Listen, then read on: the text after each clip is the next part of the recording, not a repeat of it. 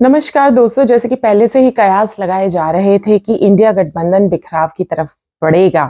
महाराष्ट्र विधानसभा चुनाव बहुत हद तक इंडिया गठबंधन का भविष्य भी तय करेगा। तो जैसे ही नतीजे घोषित हुए विधानसभा चुनावों के, अब विरोध के स्वर नेतृत्व पर उठने लग गए हैं। तो क्या राहुल गांधी की नेतृत्व क्षमता में कमी है या कारण कोई और है? क्योंकि हार का ठीकरा तो किसी ना किसी तरीके से, चाहे वो बाद में ईवीएम हो, धन बल हो, लुभावनी योजनाएं हो, किसी ना किसी तरीके से किसी ना किसी पर थोपा ही जाएगा।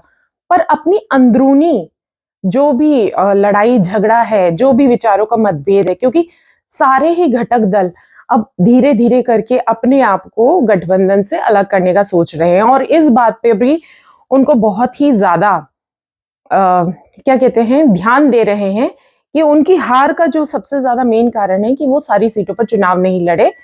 शायद कुछ और सीटों में इजाफा हो जाता उनकी सीटों में, अगर वो ज्यादा सीटों पर लड़ते। तो धीरे धीरे सब कांग्रेस से पल्ला झाड़ रहे हैं। जैसे कि अब सारे जो गैर भाजपाई दल जितने जोर शोर से चुनाव शुरू होने से पहले शुरू हो चुके जुड़ गए थे, चुनाव शुरू होने से पहले जुड़ गए थे, अब धीरे धीरे एक दूसरे के ऊपर दोषारोपण कर रहे हैं, चाहे वो नेताओं की बयानबाजी हो या बदलते राजनीतिक समीकरण हो। भाई परिस्थिति तो कुछ ना कुछ रोज बदलती ही है।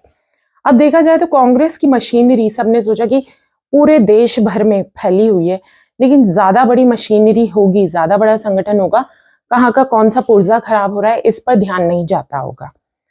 तो सबसे ज्यादा जो नेतृत्व से हम अपेक्षा रख सकते हैं कि वो किस तरीके से अपने संगठन को जोड़कर रखता है। जब कांग्रेस खुद ही अपने संगठन की तरफ ध्यान नहीं दे पाती, इतने स्लीपर सेल हैं कांग्रेस के अंदर ही जो छोटे छोटे अपने निजी स्वार्थों की तरफ इधर से उधर भटक जाते हैं, तो बड़े घटक दलों को जिनके अंदर खुद ही इतना ज्यादा वैचारिक मतभेद है, समानता नहीं है, जो कि शुरू से ही पता चल रहा था कि कोई भी राहुल गांधी जी के नेतृत्व को मानने के लिए तैयार नहीं था। और अब जैसे ही ये शीतकालीन सत्र शुरू हुआ है, तो धीरे धीरे धीरे करके विरोध के स्वर ऊंचे होते दिखाई दे रहे हैं। कमान ममता बनर्जी को कमान देने की बात कही जा रही है, जहां समाजवादी पार्टी जो अभी महाराष्ट्र में इलेक्शन हुए तो शिवसेना का जो बहुत ज्यादा हिंदुत्व का एजेंडा था उसके विरुद्ध थे, उनका वैचारिक मतभेद था पूरा, ठीक है, समानता नहीं थी, सॉफ्ट हिंदुत्व के मुद्दे पर भी बात नहीं हो पाई थी इसमें। तो कहीं ना कहीं आपस में ही दलों में कुछ ना कुछ, चाहे छत्रप हो चाहे वो फिर घटक दल हो, वो सब भी अपनी राजनीति खत्म होते हुए देख रहे हैं गठबंधन के चलते। क्योंकि कोई भी चाहे मुद्दे उठाए हों, राहुल गांधी जी ने बहुत अच्छे मुद्दे उठाए, चाहे संविधान को लेकर हो, चाहे जनहित को लेकर हो, कितने सारे मुद्दे उठाए थे जो कि जनहित के ही मुद्दे थे। लेकिन जनता अपना हित किस में देख रही है? क्या उन योजनाओं से बह गई है, या जनता बिल्कुल विवेकपूर्ण कुछ फैसला लेने की क्षमता ही नहीं रखती है, या फिर उसके लिए वही अच्छी है, वही उसके लिए लाभप्रद है जहां उन्होंने वोट दिया है। और ये बाद में ईवीएम के लिए आंदोलन होना, ईवीएम के ऊपर दोषारोपण होना, ठीक है, धन बल के ऊपर या योजनाओं के ऊपर कुछ भी दोषारोपण होना, ये तो बहुत बाद की बात है। पहले अपना संगठन तो मजबूत कीजिए, पहले अपने दलों को तो आपस में जोड़िए। अब जो जो नाराज होकर जा रहे हैं उनको भी किसी भी तरीके से मनाकर वापस रोकने का कोई कार्य नहीं किया जा रहा है कि उनको समझाया जाए। और जहां शरद पवार की एनसीपी हो या फिर रामगोपाल यादव समाजवादी पार्टी से हो या फिर या फिर शिवसेना हो, सब धीरे धीरे कांग्रेस से अलग होते जा रहे हैं और सब एक ही सुर में बोल रहे हैं कि ममता बनर्जी के अंडर हम, ममता बनर्जी के नेतृत्व में हम काम कर लेंगे। तो ममता बनर्जी ने अकेले भाजपा को और उसको नाको चने चबवा दिए थे।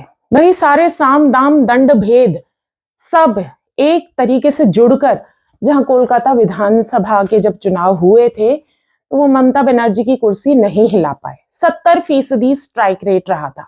और यहां महाराष्ट्र में जितनी सीटें कांग्रेस को लड़ने के लिए दी गई हैं उसमें सफलता नहीं प्राप्त हुई। चाहे वो रिपोर्ट हो पहले से ही आ रही हो। अब हरियाणा इलेक्शन की मैं बात बताती हूँ। हरियाणा चुनावों से पहले भाजपा के लोगों को ही, मंत्रियों को ही इतना श्योरिटी नहीं थी कि उनकी जो सरकार है वापस आएगी।